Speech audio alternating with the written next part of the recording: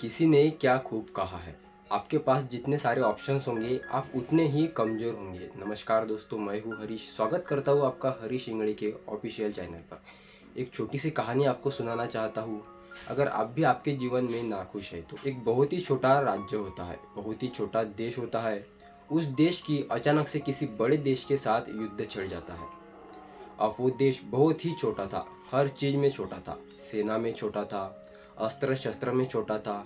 उनके पास नावें बहुत कम थी, बहुत सारी चीज़ें बहुत कम थी उनके पास। ऐसे में उनका युद्ध जिनके साथ छिड़ा था वो देश बहुत ही बड़ा था।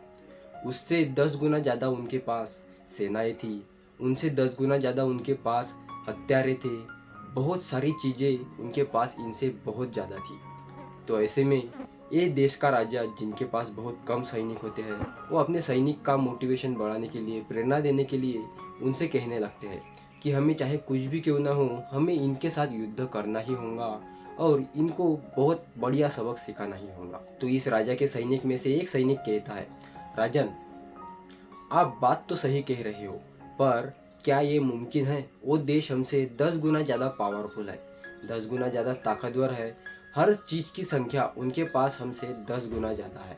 उनकी सेना, उनके घोड़े, उनके हाथी, उनके हत्यारे, उनके अस्त्र शस्त्र, सारी चीज़ें हमसे 10 गुना ज़्यादा है। तो ऐसे में हम उनसे जीतने का सोच भी नहीं सकते। ये तो नामुमकिन सी चीज़ है। राजा उस वक्त समझ जाते हैं कि मेरे सैनिकों का आत्मविश्वास बहुत ही निर्बल हो चुका है, उनका आत्मविश्वास मुझे किसी भी हालत में बड़ा नहीं होगा। तो ऐसे में राजन अपने सैनिकों से कहता है कि कल के युद्ध की तैयारी करो, कल की नाव की तैयारी करो, हमें वहाँ जाने के लिए जो चीज़ें इकट्ठा करनी है वो इकट्ठा करो। तो सभी सैनिक राजा का आदेश मानते हैं और राजा की बताई हुई बातों पर चलने लगते हैं। अपने नाव को तैयार करते हैं, अपने अस्त्र शस्त्र नाव में डालते हैं कल के युद्ध के लिए। अब युद्ध में उनको एक समंदर से जाना होता है। अब समंदर को पार कर वो सभी समंदर के बाहर नाव से उतर जाते हैं। अब राजन अपने सैनिकों को एक आखिरी आदेश देते हैं कि इस नाव को जला दो। अब सैनिक को यहाँ पर कुछ समझ में नहीं आता, क्योंकि सैनिक को पता था कि अभी हमें यहाँ से पलायन करना हो तो एक नाव ही हमारा सहारा है। तो ऐसे में हम इसे कैसे जला सकते हैं? तो सैनिकों को राजन का आदेश मानना ही था। तो सैनिक, सभी के सभी सैनिक मिलकर उस नाव को जला देते हैं और उस नाव को जलाकर युद्ध में लग जाते हैं और ऐसा युद्ध लड़ते हैं कि वो 10,000 सैनिक उनके सामने 10 सैनिक के बराबर थे।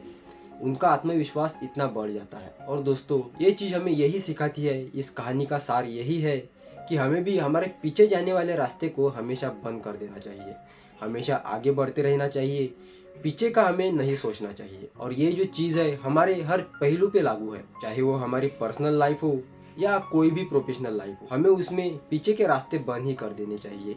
हमेशा आगे जाने वाले रास्ते, पॉजिटिव रास्तों का ही सहारा लेना चाहिए। उम्मीद करता हूँ आपको हमारी ये कहानी पसंद आई होंगी। इसी के साथ विदा लेता हूँ और हमेशा की तरह वही बात कहूँ जो आपसे हमदम कहता हूँ कि करो ऐसा काम कि इतिहास में सुनहरे अक्षरों से लिखा जाए आपका नाम। मिलते हैं अगली वीडियो में, तब तक के लिए अपना ध्यान रखिए। राधे राधे।